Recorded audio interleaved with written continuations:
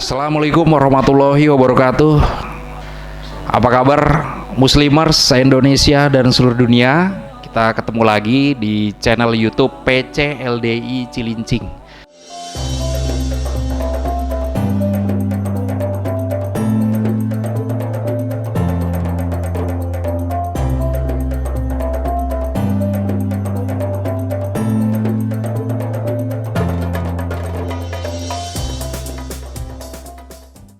Baik Pak Ustadz, ini kita akan berdiskusi mengenai 5 jenis amalan yang luar biasa selama bulan Ramadan ini.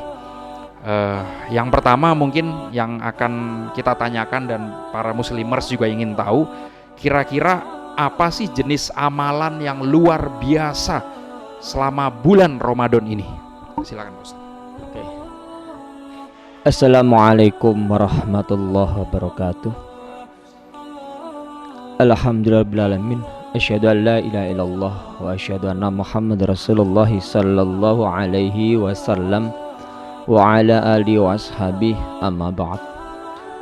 Kaum muslimin semuanya yang ada di mana saja berada, semoga Allah selalu terus memberikan kepada kita semuanya kesehatan, diberikan oleh Allah kerahmatan dimanapun kita berada.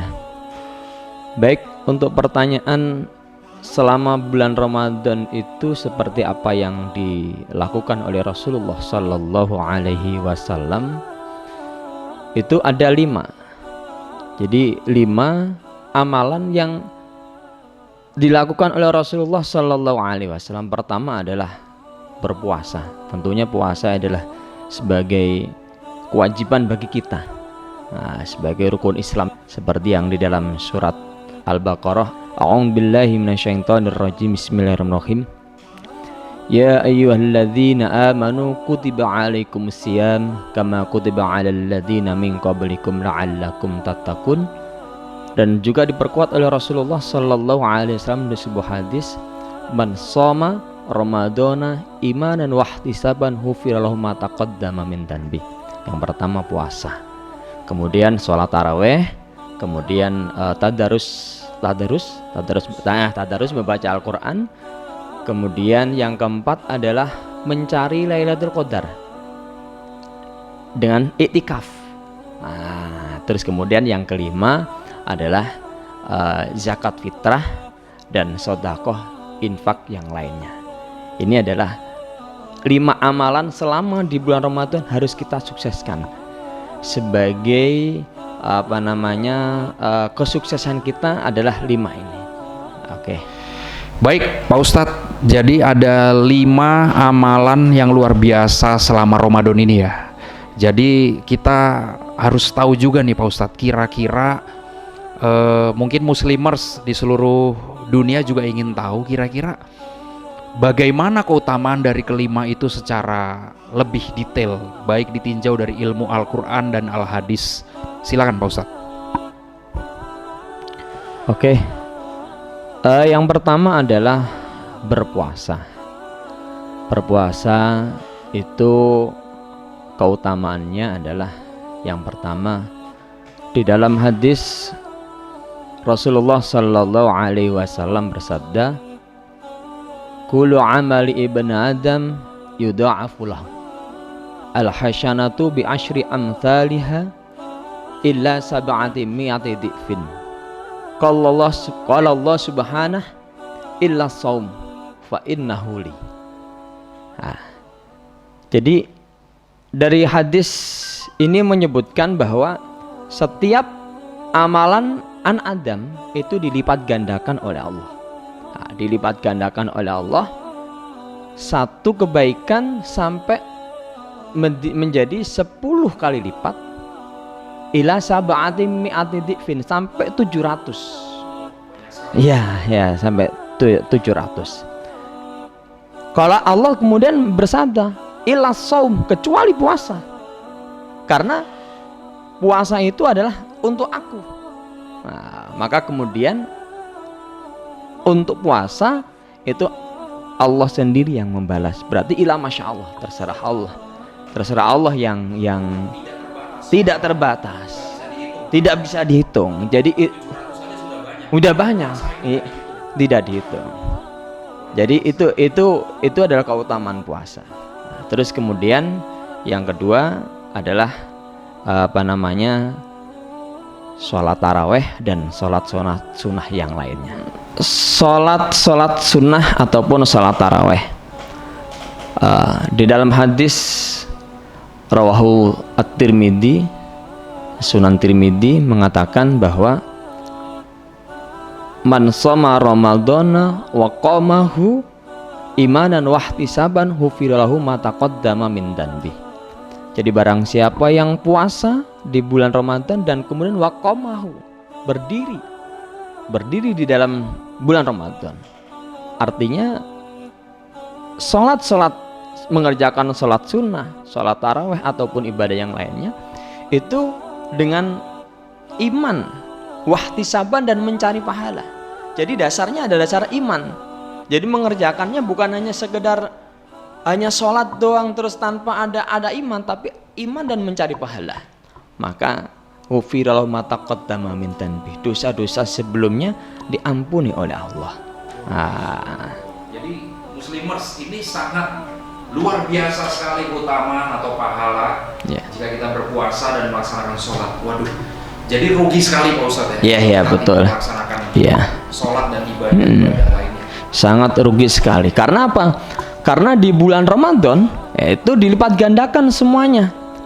Amalan-amalan baik semuanya dilipat gandakan oleh Allah. Amalan buruk juga dilipat gandakan. Yang ketiga adalah tadarus atau membaca Al-Quran. Ini seperti yang dikerjakan oleh Rasulullah Sallallahu Alaihi Wasallam yang diriwayatkan oleh Ibni Abbas. Ana Ibn Abbas radhiyallahu anhu maqal kana Nabi sallallahu alaihi wasallam ajwadan nas bil khair wa kana ajwada yakunu fi Ramadan hina yalqahu Jibril wa kana Jibril alaihi salam yalqahu kulla lailatin fi Ramadan hatta yang salihu ya'ridu alaihi nabi al-Qur'an fa idza laqi Jibril alaihi salam ajwad bil khair minar rihil mursalat. Hadis yang diriwayatkan oleh Ibni Abbas, sesungguhnya Nabi adalah orang yang dermawannya manusia di dalam kebaikan, dan Nabi paling dermawannya, paling baiknya itu adalah ketika di bulan Ramadan, yaitu ketika ketika malaikat Jibril ketemu kepada Nabi. Karena setiap malam, setiap hari itu malaikat Jibril datang kepada Nabi, yaitu Nabi kemudian deres istilahnya murojaah hafalannya, ayat Al-Quran yang telah diwahyukan kepada Nabi itu kemudian diulang di hadapan malaikat Jibril. Itu dia dikerjakan seperti itu sampai akhir bulan Ramadan. Setiap saat Nabi Muhammad tadarusan dengan malaikat Jibril. Luar biasa. Nah, kalau Nabi Muhammad SAW tadarus dengan malaikat Jibril. Iya. Setiap saat, setiap malam. Selama 30 hari. Selama 30 hari. Kalau Anda masih apa? Jadi harus kita galakan terus kita hidupkan terus tadarus Al-Quran. Bahkan Nabi di bulan Ramadan itu lebih dermawannya itu adalah mirihil mursalat, lebih cepatnya daripada angin yang dilepas, lebih cepat daripada itu. Nah ini, maka dari itu untuk di bulan Ramadan, kenapa harus kita untuk tadarusan baca Quran? Karena mengikuti jejak Rasulullah Sallallahu Alaihi Wasallam. Nah itu, bahkan ketika di tahun di situ Nabi wafat, Nabi bisa membaca Al-Quran tadarusan dengan malaikat Jibril 2 kali.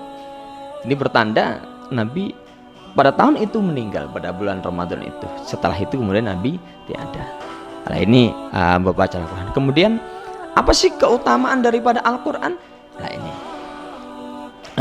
di dalam hadis Rasulullah Sallallahu Alaihi Wasallam menyebutkan man qara'a harfan min kitabillah falahu bihi hasanatun Wal hasanatu bi asyri amsalihha. La aqulu alif lam mim harfun walakin alifun harfun walamun harfun wa mimun harfun. Barang siapa yang membaca Al-Quran, kitabullah, Al-Quran, satu huruf saja, maka baginya satu huruf itu ditulis satu kebaikan. Nah, kemudian kita ketahui bahwa satu kebaikan itu dilipatkan menjadi 10 kali lipat. Dan kata Nabi, saya tidak mengatakan lafadz alif lam mim.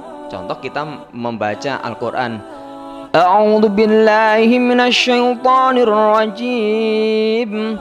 Bismillahirrahmanirrahim. Alif lam mim. Kita membaca cuman alif lam mim saja. Itu bukan ditulis satu huruf, akan tetapi alif itu satu huruf, lam satu huruf, mim satu huruf. Jadi tiga kebaikan itu dilipat gandakan menjadi 10. Nah, ini dibaca di bulan Ramadan. Lebih banyak lagi dilipatkan oleh Allah. Tak terbatas itu. Makanya bagaimana ya, andai kata kita bisa membaca Al-Quran mulai dari surat Al-Fatih sampai An-Nas, khatam. Berapa huruf yang kita baca, berapa kebaikan yang kita dapatkan, luar biasa, tidak bisa dihitung. Ya itulah, maka kita harus membaca Al-Quran di dalam bulan Ramadan. Dan kemudian kita ingat Rasulullah SAW juga bersabda, ya, dan Al-Quranu syafi'un musyafa'un wa mahilun musaddaqun. Man ja'alahu amamahu qadau ilal jannah wa man ja'alahu khalfahu syaqau ilan nar. Al-Quran itu adalah yang diberikan bisa mensafati, ya, dan juga bisa diberi hak untuk mensafati. Nah, dan pelapor yang dibenarkan. Artinya apa? Artinya misalkan Bung Hamri ini membaca Al-Quran nih, nah, nanti dia akan lapor kepada Allah, ya Allah, saya bulan Ramadan ini dibaca sama Bung Hamri ini, wah, dibaca sampai hatam. Wah, itu nanti akan dilaporkan kepada Allah. Wa mahil musaddaqun. Pak Ustaz, iya. Ini luar biasa. Mungkin muslimers juga ingin tahu. Iya. Maksudnya Al-Quran ini bisa memberikan syafaat kepada manusia nanti di hari akhir itu apa? Apakah artinya Al-Quran ini bisa menolong untuk amalan-amalan manusia yang kurang bisa ditolong menjadi bagus karena membaca Al-Quran? Iya, betul. Jadi Al-Quran nanti akan bisa menolong orang tersebut, orang yang membaca Al-Quran itu akan bisa menolong dia, karena dia misalkan dalam hal amalannya ada yang kurang, di hadapan Allah, tapi nanti akan ditolong oleh Allah karena dia terus intens dengan membaca Al-Qurannya. Nah ini makanya kita harus membaca Al-Quran. Baik Pak Ustadz, keutamaan ibadah di bulan Ramadan yang keempat, Lailatul Qadar, ini apa? Untuk amalan yang keempat di bulan Ramadan itu adalah mencari malam Lailatul Qadar atau itikaf di masjid. Nah, ini kenapa harus kita mencari malam Lailatul Qadar? Nah, karena Lailatul Qadar itu adalah lebih baik daripada 1000 bulan. A'udzubillahi minasyaitonirrajim. Bismillahirrahmanirrahim. Inna anzalnahu fi lailatul qadar wa ma adraka ma lailatul qadar. Lailatul qadri khairum min alfi syahr. Malam Lailatul Qadar itu tepatnya adalah di bulan Ramadan. Nah, tepatnya di mana? Karena malam Lailatul Qadar itu cuman hanya satu malam Allah turunkan. Nah, di bulan Ramadan. Maka untuk mencari malam Lailatul Qadar, ya, Nabi menyebutkan di dalam hadis rawahu Sahih Bukhari, hadis yang disebutkan oleh Aisyah, an Rasulullah sallallahu alaihi wasallam qol taharrau Lailatul Qadar fil witri minal ashril awakhiri min Ramadan. Kalian mempersungguhlah di dalam mencari malam Lailatul Qadar 10 malam yang akhir di bulan Ramadan yang ganjil. Nah, itu lah yang ganjil. Nah, bagaimana kita agar kita bisa ketemu Ramadan? Maka kita tiap mulai dari malam 21 sampai akhir Ramadan ini kita ibadah terus tuh. Nah, kita kerjakan terus. Nah, menghidupkan. Jadi mencari malam Lailatul Qadar itu melek. Ada di malam itu untuk ibadah kepada Allah. Bisa diisi dengan baca Quran, ya. Bisa diisi dengan zikir kepada Allah. Bisa diisi dengan salat-salat sunnah. Nah, itu. Diamnya saja sudah ditulis itu. Luar biasa. Ini adalah polnya di dalam kita mencari malam Lailatul Qadar. Nah, kemudian kalau kita mampu bisa itikaf, dan itikaf itu hanya di dalam masjid. Wa antum akifuna fil masajid. Kalau Lailatul Qadar di mana aja? Di rumah boleh nggak? Boleh.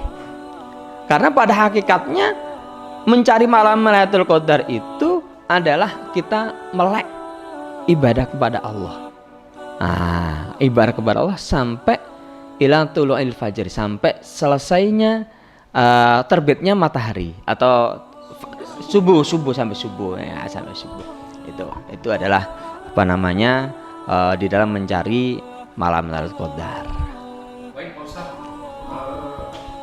jadi tadi kalau itikaf itu kan harus di masjid ya. Iya. Tapi kalau mencari keutamaan malam Lailatul Qadar itu bisa di rumah atau di mana saja. Iya, betul. Nah, di tengah situasi sekarang di mana kita juga tunduk dan patuh pada peraturan pemerintah, MUI, dan juga maklumat Kapolri untuk tidak berkumpul sementara di masjid guna mencegah penyebaran virus corona, berarti kita tetap bisa ya mencari Lailatul Qadar walaupun bentuknya bukan itikaf gitu ya. Bisa. Oke. Jadi tidak bermasalah muslimat. Iya. Justru suatu situasi yang seperti ini kita manfaatkan. Kita ramaikan rumah-rumah kita untuk membaca Al-Quran. Ya dah. Itu baca Al-Quran di rumah. Sholat sunnah di rumah. Iya. Kalau dalam hadis yang diriwayatkan oleh sahabat Abu Hurairah dalam rawahu Sahih Muslim, anna Rasulullah sallallahu alaihi wasallam qala la taj'alu buyutakum maqabiran. Nah, inna syaitan yang firu minal bait alladzi tuqra'u fi suratul Baqarah. Nah, jadi kalian janganlah menjadikan rumah-rumahmu menjadi kuburan. Sepi gitu ya. Sepi. Maksudnya gini, tidak digunakan untuk membaca Al-Quran, ya, tidak membaca Al-Quran, tidak digunakan untuk sholat sunnah, ya, itu. Nah, kemudian juga diperkuat di dalam hadis fi sahihaini, di dalam dua hadis yang sahih Muslim maupun Sahih Bukhari yang diriwayatkan oleh Ibnu Umar. Nabi berkata, ij'alu min salatikum fi buyutikum wala tattakhiduha kuburan. Jadikanlah sholat kalian di rumah kalian. Nah, dan kalian jangan menjadikan rumahmu itu kuburan. Artinya apa? Artinya rumah kita, rumah yang berkah, ya, rumah yang berkah adalah rumah yang digunakan, di situ digunakan untuk baca Quran, ya, untuk kemudian sholat sunnah selain sholat wajib, ya. Sholat wajib itu di masjid, ya, nanti ada itu. Terus kemudian kalau untuk sholat sunnah digunakan di rumah. Karena kalau kita tidak menjadikan rumah kita tidak digunakan untuk baca Quran dan apa namanya sholat sunnah, itu seperti kuburan. Jadi angker gitu loh. Rumah angker gitu. Diriwayatkan juga di dalam hadis Sahih Bukhari juga yang diriwayatkan oleh sahabat Zaid bin Sabit. Nabi bersabda, afdala sholatikum fi buyutikum idal maktubah. Lebih polnya sholat kalian adalah sholat yang dikerjakan di rumah. Idal maktubah, kecuali sholat wajib, Jadi sholat sunnah, nah itu lebih baiknya digunakan di rumah. Nah, kecuali sholat wajib, kecuali juga ada sholat tertentu yang memang harus dikerjakan di masjid. Contoh seperti sholat tahiyatul masjid, itu harus di masjid, karena ketika masuk masjid maka sholat sunnah itu lain lagi. Artinya sholat sunnah yang lainnya itu lebih baiknya adalah di rumah. Itu Bang. Baik, Pak Ustadz, yang terakhir ini amalan yang luar biasa di bulan Ramadan ini kan zakat fitrah. Di dalam hadis Sahih Bukhari disebutkan, farada Rasulullah sallallahu alaihi wasallam zakat al-fitri sa'an min tamrin aw sa'an min sya'irin al abdi wal hurri wal dzakari wal unsa was saghir wal kabir minal muslimin wa amara biha an tu'adda qabla khurujin nasi ila shalah. Nabi mewajibkan untuk mengeluarkan zakat fitrah itu 1 sok dari kurma, 1 sok dari gandum. Kewajiban itu untuk orang yang merdeka maupun budak, orang laki-laki ataupun orang perempuan, anak kecil ataupun orang tua. Nah, adapun anak kecil ini pokoknya dia menjumpai Ramadan sebelum sholat Id, maka orang tuanya wajib mengeluarkan zakat fitrah untuk dia. Itu untuk anak kecil. Nah, itu 1 sok. Nah, untuk ukuran 1 sok kalau di daerah kita atau ketentuannya adalah 1 sok itu kurang lebih 3,5 liter, atau kalau ukuran kilo ya 2,7 kilogram. Nah, itu adalah 1 sok. Lah terus kemudian bagaimana apa yang harus kita zakati kalau di daerah kita, karena kita tinggal di daerah negara Indonesia, yaitu ya beras, jagung, apa yang dimakan sehari-hari itu makanan pokok kita. Lah adapun juga yang beras pun juga beras yang setiap hari kita makan. Kalau misalkan kita biasa makan beras pulen, rojo lele katakanlah, yang pulen yang bagus, ya kita harus setarakan itu. Jangan perah. Orang kaya masa terus kemudian zakatnya yang perah. Pilih justru yang paling bagus, ya, yang bagus gitu loh. Nah, itu. Adapun kalau misalkan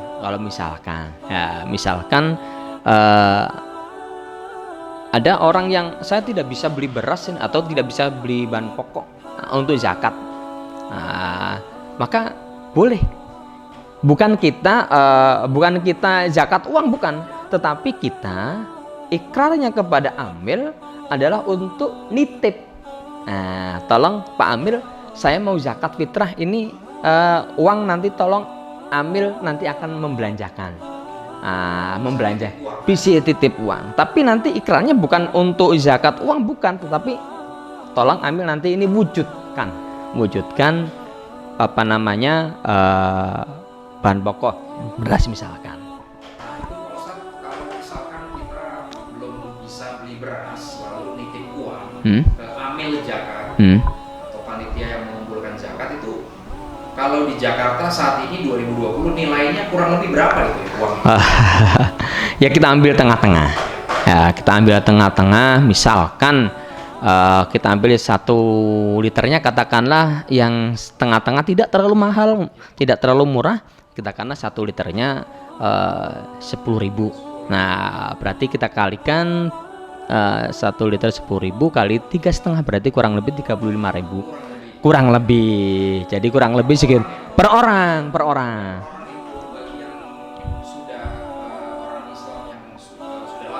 Iya, betul. Jadi seperti itu, ini kewajiban sebagai seorang muslim, seorang Islam harus mengeluarkan zakat fitrah. Oke, baik, jadi muslimers, ini kesempatan bulan Ramadan kita doa yang sebanyak-banyaknya agar pandemi corona ini bisa hilang. Karena tadi menurut Pak Ustadz Qolis dan sudah dijelaskan hadisnya bahwa ini adalah peluang kita doa dan akan dikabulkan oleh Allah, karena orang yang puasa itu pasti doanya akan dikabulkan. Ya, subhanallah. Kaum muslimin semuanya yang ada di mana saja berada, mudah-mudahan apa yang menjadi tausiah saya, pencerahan tentang ilmu agama, kaitannya dengan puasa Ramadan dan kondisi saat ini, mudah-mudahan bermanfaat bagi kita semuanya dan juga bagi yang menonton channel ini. Mudah-mudahan Allah memberikan aman, selamat, lancar dan barokah. Dan juga mudah-mudahan badai COVID-19 ini bisa segera berlalu dan kemudian Allah menggantikan kita dengan rizki yang melimpah. Amin. Demikian, alhamdulillah, jazakumullah khairah. Semoga Allah memberikan manfaat dan barokahnya. Akhirul kalam, wassalamualaikum warahmatullahi wabarakatuh. Baik, terima kasih, alhamdulillah, jazakumullah khairah Pak Ustadz Qolis. Itu tadi luar biasa pencerahan dari Pak Ustadz Qolis Bahrudin SAG sebagai Dewan Penasehat PC LDI Cilincing Jakarta Utara. Semoga saja bisa bermanfaat untuk muslimers dimanapun berada, agar kita semua bisa tetap semangat beribadah, fokus beribadah, dan kita harus optimis. Insya Allah pandemi corona ini akan segera berakhir ya Pak Ustadz ya. Dan kami ucapkan alhamdulillah, jazakallahu khairah, dan juga terima kasih kepada para muslimers dimanapun berada yang sudah menyaksikan channel PC LDI Cilincing ini, dan semoga saja bermanfaat untuk menambah inspirasi dan semangat beribadah, tausiah dan berdakwah kita. Sampai jumpa di channel berikutnya. Terima kasih, alhamdulillah, jazakumullah khairah. Wassalamualaikum warahmatullahi wabarakatuh.